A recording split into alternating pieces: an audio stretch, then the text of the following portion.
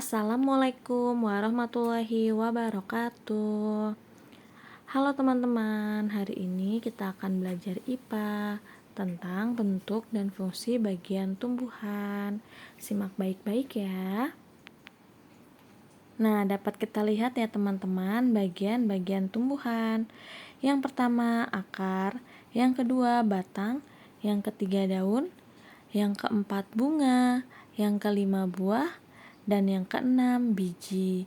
Ini contohnya pada pohon apel ya. Akar. Fungsi akar. Yang pertama, menyokong tumbuhan agar dapat berdiri dengan baik. Yang kedua, menyerap air dan garam mineral dari tanah. Yang ketiga, menyimpan cadangan makanan seperti kentang dan wortel, karena kentang dan wortel ini merupakan umbi akar, sehingga menyimpan cadangan makanannya pada akar. Nah, ini adalah gambar penampang akar. Yang paling bawah adalah ujung akar yang digunakan untuk mencari air dan garam mineral. Lalu ada rambut akar yang seperti serabut. Selanjutnya yang bercabang-cabang adalah cabang akar, dan yang paling atas adalah batang akar. Bagian tumbuhan yang kedua yaitu adalah batang.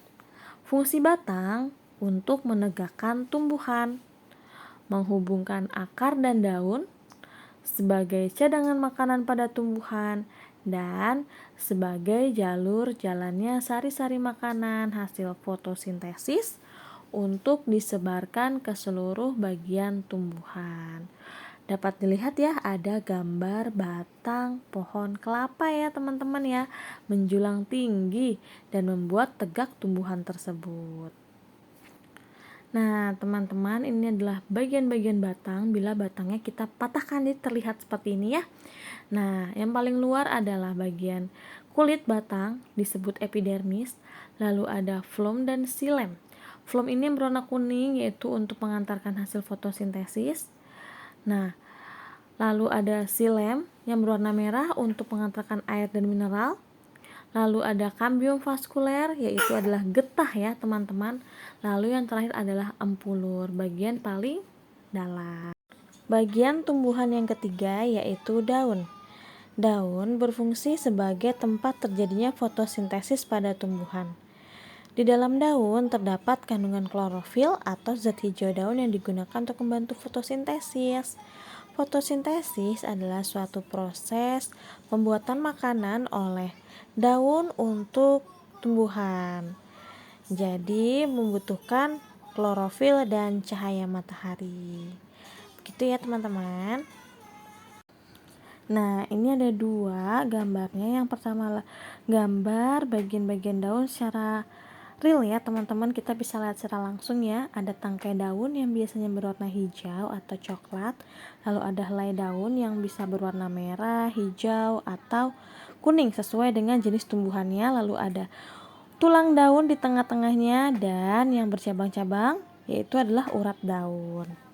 Nah, kalau yang sebelahnya adalah penampang daun bila dilihat dari mikroskop ya teman-teman ya. Bagian yang keempat yaitu adalah bunga.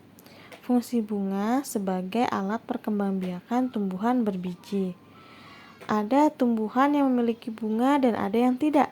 Contohnya seperti tanaman lidah buaya. Tanaman lidah buaya ini tidak memiliki bunga ya teman-teman ya. Bagian-bagian bunga. Ini contohnya adalah bunga sepatu ya teman-teman ya.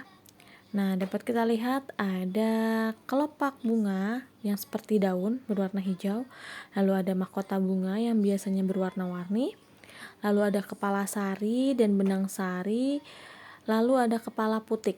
Biasanya kepala sari dan benang sari ini adalah alat perkembangbiakan jantan, dan yang alat perkembangbiakan betinanya yaitu adalah kepala putik. Di dalam bunga inilah ada bakal biji yang nantinya akan menjadi biji ya teman-teman ya. Bagian yang kelima yaitu adalah buah. Fungsi buah melindungi biji serta sebagai cadangan makanan. Buah terdiri dari kulit, daging buah, dan biji. Kalau ini ada yang tahu contohnya buah apa? Ya benar, buah mangga ya. Mirip seperti alpukat ya ternyata.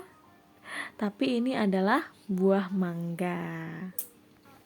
Nah, bagian terakhir yaitu adalah biji.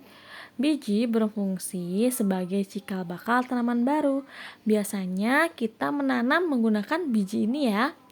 Biji terbagi menjadi dua jenis, yaitu yang berkeping dua atau dikotil dan biji yang berkeping satu atau monokotil. Kita pernah mempelajarinya di semester 1 ya. Semoga masih ingat nih teman-teman ya, insya Allah. Nah, ini adalah gambar bagian-bagian dari biji.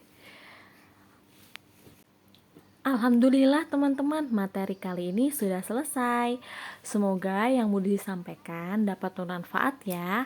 Dan jangan lupa nih, kalian ulang kembali materinya ya, agar kalian bisa lebih paham. Oke? Kurang lebihnya Budi mohon maaf. Wassalamualaikum warahmatullahi wabarakatuh. Sampai bertemu lagi di materi selanjutnya.